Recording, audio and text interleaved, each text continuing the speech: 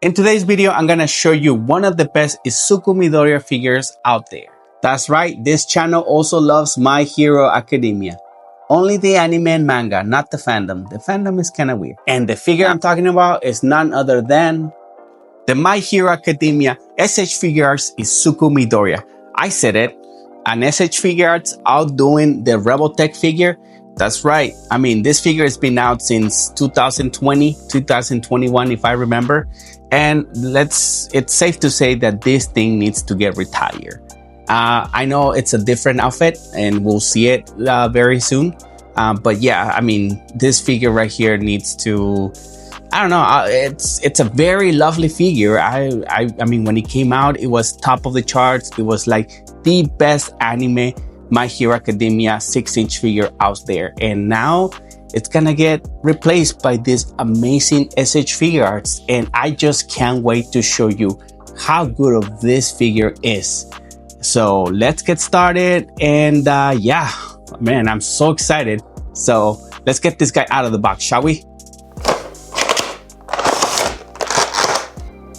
Here's a quick glance of the figure out of the box. We have, again, the figure itself on the middle. Then we have 3 faceplates that look really nice, very animated, very just the graphics on it, they look really good. I'm gonna show my close-ups later on. And then we have a punch effect here. That's one of his quirks that he has. I think he has about 7 or 6. You guys can tell me in the comments if I'm wrong, which I usually am. And then on the right, we have 4 hands, 2 that are semi-open and 1 that it's open. And then we have an extra hairpiece. That's probably when he's powering up another move. And you know, you have a faceplate for that as well. I'm assuming that it's for the angry one here on the left. And then at last we have part of his scarf. That's when that's one of the updates on, or one of the latest outfits that this guy has, you know, for the end of the manga and probably right now currently in the anime. That's when he turns into a vigilante. Although what I'm missing about this one here is the fact that where's that mask? Man, that I just remember a manga panel of that mask he was wearing. He looks so freaking badass and it's not here. So that's one negative thing that I see, that I don't have a mask face. I hope we get it on a DLC content sometime soon. But as far as like accessories, it's kind of lacking. But again, this is a figure that it's a new model. It's a 3.0 body S.H.Figuarts, which is one of the latest bodies with great articulation. And I'm gonna show you next what the articulation is about. So that's why I'm so excited, because man, this thing just, man, it just feels really good, okay? Before the articulation, I gotta be honest, guys, the accessory department wasn't as good as I thought it would be, but the articulation itself is really, really good and it would outshine anything out there. So let's get started with the head.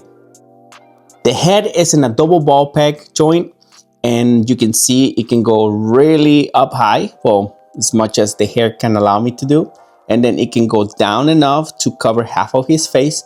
I know you have this piece in the middle by the neck, the little scarf, but I mean, you can still have some rotation, goes to 45 degrees or so, and you can actually go all the way down. But you know, just in case you wanted to get that nice posability, you have plenty of space in between, so this thing doesn't get in the way unless you know you do something crazy.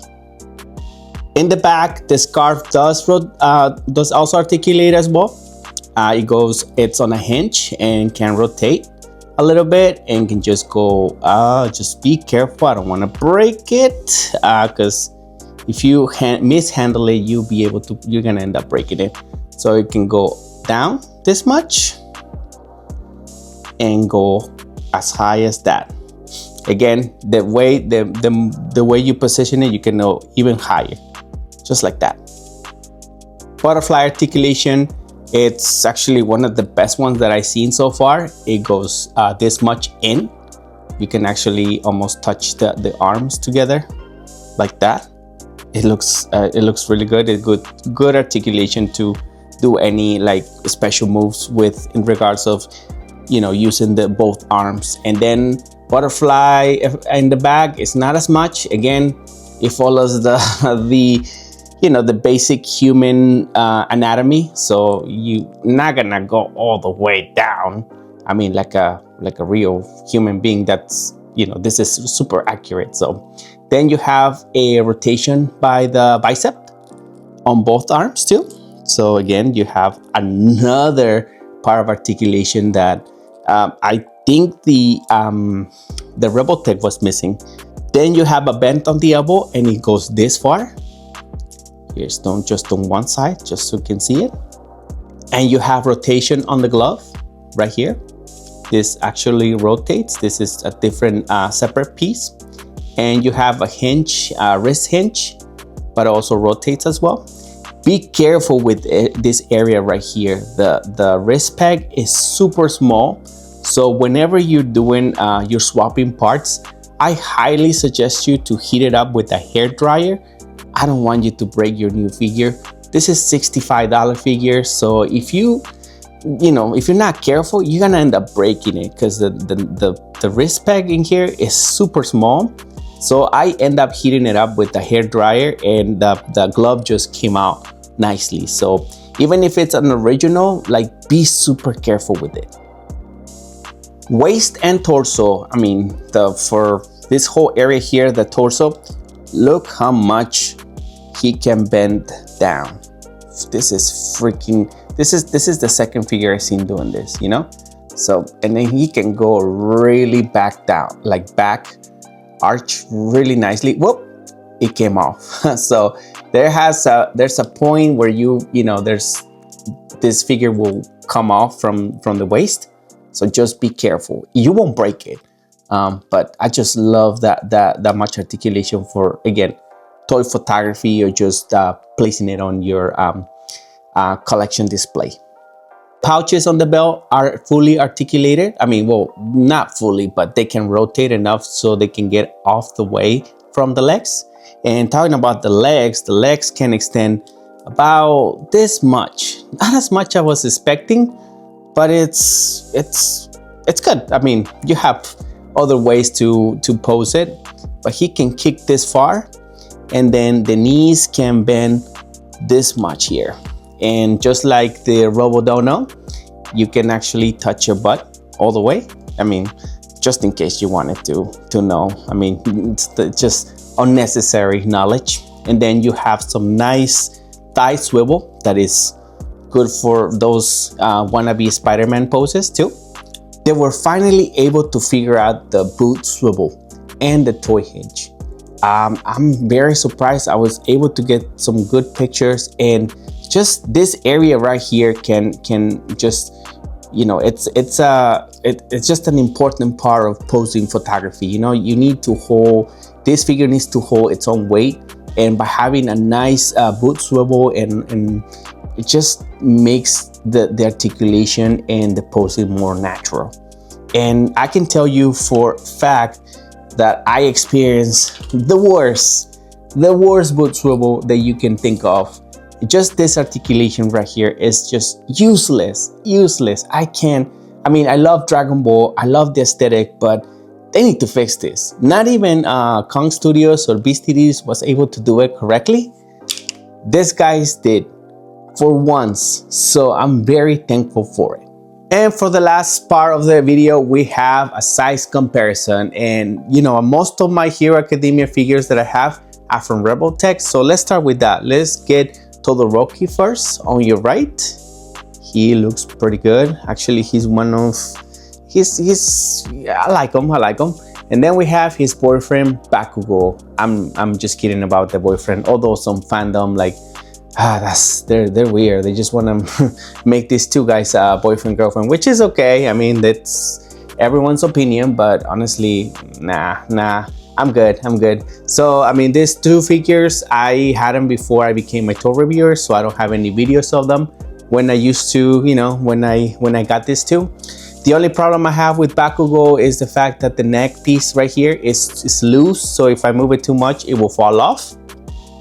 And for Todoroki, some of the legs are kind of like just kind of loose for my taste.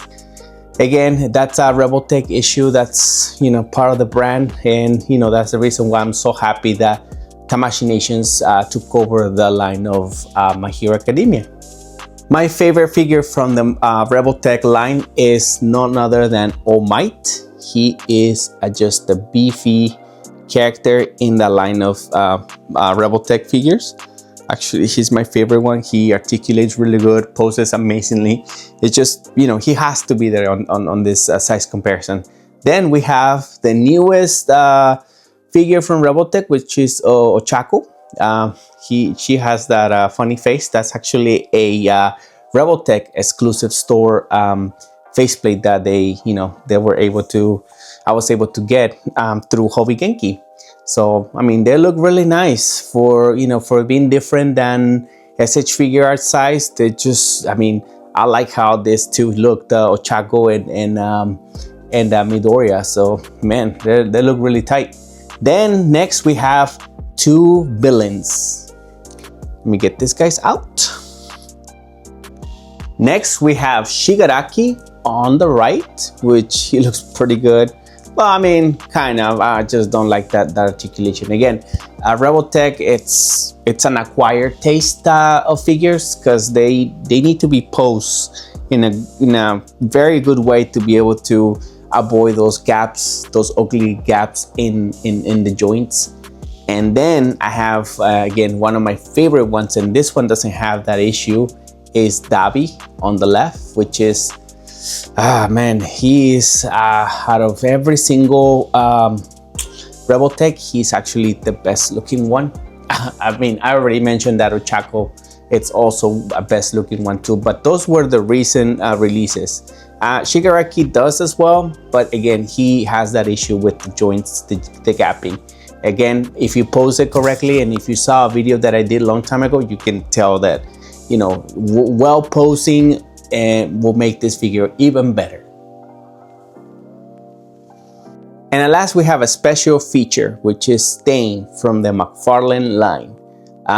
Back in the day, McFarlane used to have the license to release My Hero Academia figures, and they did a great job with the villains. And one of them was Stain, which is one of my favorite villains in that McFarlane line. And you know, scales really nice with the S.H.Figuarts, and I'm so happy I have him, because I think he went up in price. I mean, he was retail $20, and I think he's a little bit more. But again, you might go and check on eBay, because I haven't seen it. I have not seen Stain in a while. Again, McFarlane already lost the license, so that's why he probably went up in price.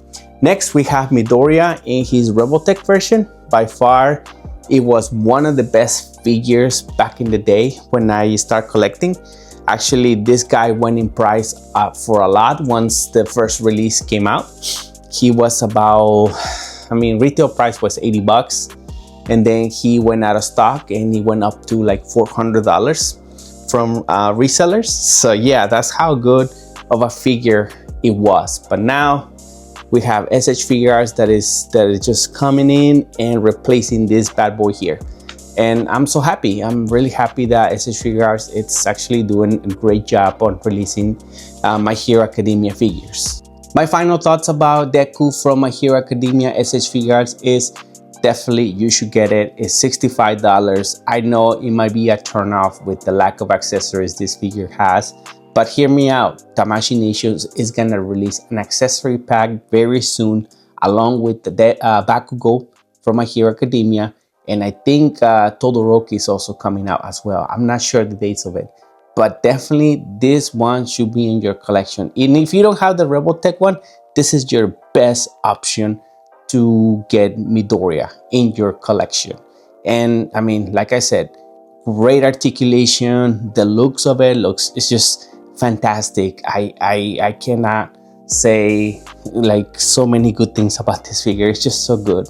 So there you have it. That's my conclusion. Get it, have it in your collection, and just enjoy this amazing S.H.Figuarts Midoriya from Tamashii Nations.